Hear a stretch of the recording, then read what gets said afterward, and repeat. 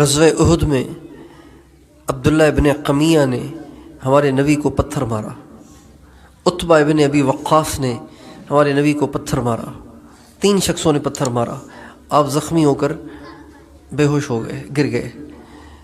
تو عبداللہ ابن قمیہ نے زور سے آواز لگائی کہ ہم نے محمد صلی اللہ علیہ وسلم کا کام تمام کر دیا، شہید ہو گئے۔ تو جب یہ خبر مسلمانوں کے کانوں تک پہنچی تو مسلمان پریشان ہو گئے۔ چنانچہ صحابہ میں سے بعض وہ تھے کہ جو حضور اکرم صلی اللہ علیہ وسلم کی شہادت کی خبر سن کے مایوس ہو گئے، ایک طرف بیٹھ گئے، کہنے لگے اب کس کے سہارے لڑیں؟ پہلے تو لڑ رہے تھے حضور کے سہارے، اب حضور چلے گئے تو اب کس کے سہارے لڑیں؟ اور بعض ایسے تھے جنہوں نے کہا جب حضور شہید ہو گئے تو اب جی کے کیا کرنا ہے، اب چلو ہم بھی کفار کے مجمع میں گھس کر اپنی جان قربان کر دیں تاکہ ہم بھی جا کر حضور سے ملیں۔ ان صحابہ میں جنہوں نے حضور اکرم صلی اللہ علیہ وسلم کے بعد اپنے لیے جینے کو ناجائز سمجھا، ان میں سے سر فہرست حضرت علی ہے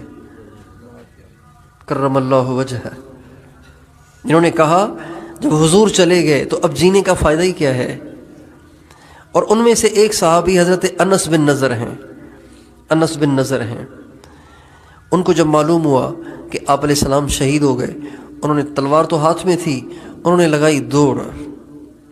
احد کے دامن میں کفار کا مجمع تھا، احد کے دامن میں جو مسلمانوں کو زیر و زبر کر رہے تھے، احد کے دامن میں کھڑے تھے۔ تو حضرت انس بن نضر نے تلوار اٹھائی اور بھاگے کافروں کی طرف۔ راستے میں کچھ مسلمان بیٹھے ہوئے نظر آئے جن میں ایک صحابی حضرت سعد بھی تھے، تو کہنے لگے الجنت الجنت ورب الکعبۃ یا سعد، اے سعد اللہ کی قسم جنت جنت، انی اجد ریحھا من دون احد، مجھے احد کے دامن سے جنت کی خوشبو آ رہی ہے۔ اور یہ کہہ کے آگے کو بڑھے اور لڑتے لڑتے شہید ہو گئے۔ اب جان جا رہی ہے، گھر اجڑ رہا ہے، بیوی بچوں سے جدا ہو رہے ہیں، لیکن کہہ رہے ہیں انی اجد ریحھا من دون احد، مجھے تو احد کے دامن سے جنت کی خوشبو آ رہی ہے۔ اس لیے جس بے سکونی کا شکار آج کے مسلمان ہیں، تو مسلمان اس بے سکونی کی وجہ غربت کو سمجھ رہے ہیں، مہنگائی کو سمجھ رہے ہیں، غربت کو سمجھ رہے ہیں اور مہنگائی کو سمجھ رہے ہیں، حالانکہ اس کی وجہ مہنگائی نہیں ہے، اس کی وجہ غربت نہیں ہے، اس کی وجہ بے روزگاری نہیں ہے، اس کی وجہ مال کا تھوڑا ہونا نہیں ہے، اس کی وجہ کاروبار کا نہ چلنا نہیں ہے، اس کی وجہ یہ ہے کہ ہم اللہ کے راستے سے ہٹے ہوئے ہیں۔ اللہ نے جس راستے پہ چلنے کو کہا ہے ہم نے اسے چھوڑ دیا ہے، ہم اپنے ہی راستے پہ چل پڑے ہیں۔ جو نظام اللہ نے ایک مسلمان کو دیا ہے زندگی گزارنے کے لیے، آج مسلمان اس نظام پہ چلنے کے لیے تیار نہیں ہے۔ مسلمان کہہ رہا ہے رات کو 2 بجے سوؤں گا، چونکہ انٹرنیٹ کون استعمال کرے گا، 2 بجے سوؤں گا میں تو، اور فجر میں نہیں اٹھوں گا، میں تو اٹھوں گا 10 بجے، اور پھر نماز نہیں پڑھوں گا، میں نے تو دکان پہ جانا ہے، بیوی بچوں کو کون کھلائے گا، اور پھر ظہر میں نہیں آنا اس لیے کہ ظہر پہ آؤں گا تو گاہک چلے جائیں گے، عصر میں بھی نہیں آنا اس لیے کہ دکان چلانی ہے، مغرب میں بھی نہیں آنا اس لیے کہ دکان کھلی ہوئی ہے، کس کے حوالے کروں، عشاء تو ویسے ہی نہیں پڑھنی، تھکا تھکایا آیا ہوں کام سے، تو اب کیسے عشاء پڑھوں گا۔ دکان پہ جاتا ہے تو کہتا ہے سچ نہیں بولوں گا، سچ بولوں گا تو کاروبار کیسے چلے گا،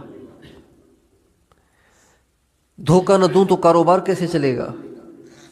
گالیاں نہ دوں تو لوگ تو مجھ پہ چڑھ جائیں گے۔ مجھے ایک ساتھی نے کہا کہ بھئی بات یہ ہے کہ مجھے گالیاں دینے کا شوق نہیں ہے، لیکن گالیاں اس لیے دیتا ہوں کہ گالیاں نہ دوں تو لوگ میرے اوپر چڑھ جاتے ہیں۔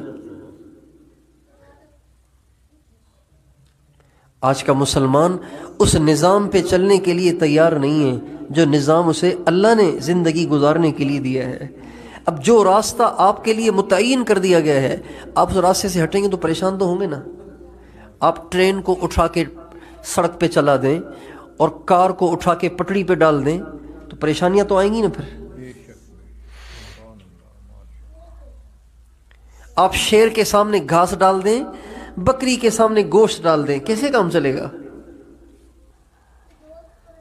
شیر کی غذا اور ہے، بکری کی غذا اور ہے، ٹرین کی پٹڑی اور ہے، گاڑی کی سڑک اور ہے، اس کا راستہ الگ ہے، اس کا راستہ الگ ہے۔ اللہ تعالیٰ نے ہمیں زندگی گزارنے کے لیے ایک راستہ دیا ہے،